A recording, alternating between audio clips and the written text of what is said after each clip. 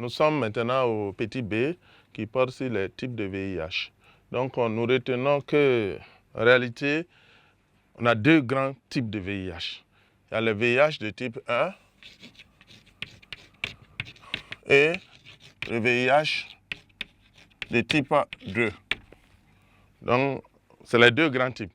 Mais seulement dans chaque groupe, on a encore des sous-types, si on peut le dire ainsi. Voilà. Donc, ça veut dire dans le type 1, VIH type 1, vous allez trouver encore des sous-groupes dans le type 1 et dans le type 2, vous allez encore trouver des sous-groupes.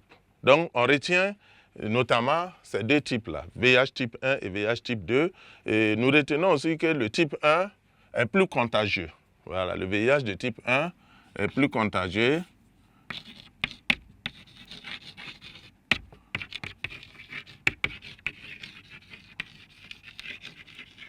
Il est plus contagieux que le type 2.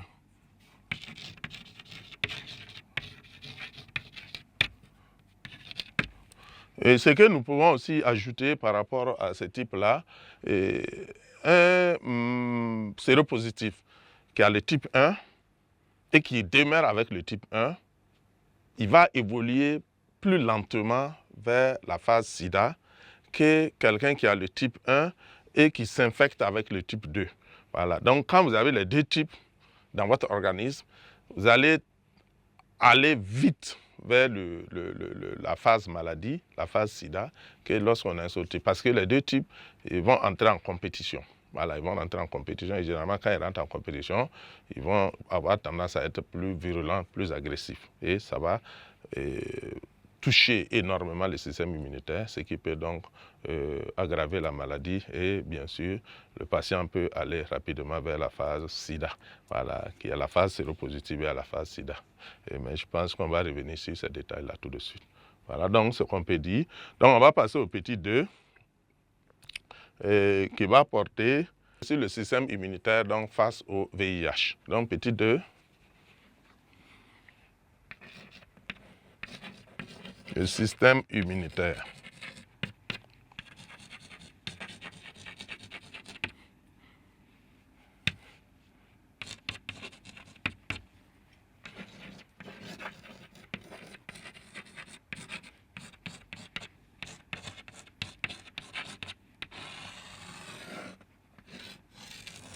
Petit a, ça va porter sur les cellules cibles du VIH.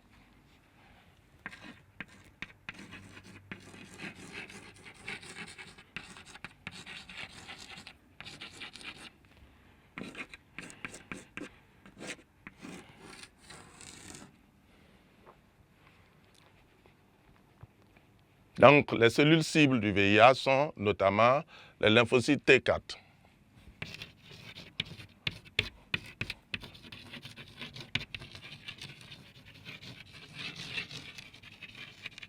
Les LT4 donc, sont essentiellement les cellules cibles.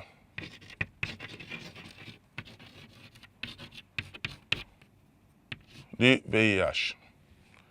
Donc, ce sont les LT4 et généralement, on verra que c'est ce qui rend en fait le problème du sida complexe. Parce que les LT4, on l'a vu précédemment, constituent, si le système immunitaire était considéré comme une armée, les lymphocytes T4 constituent le chef d'état-major de cette armée.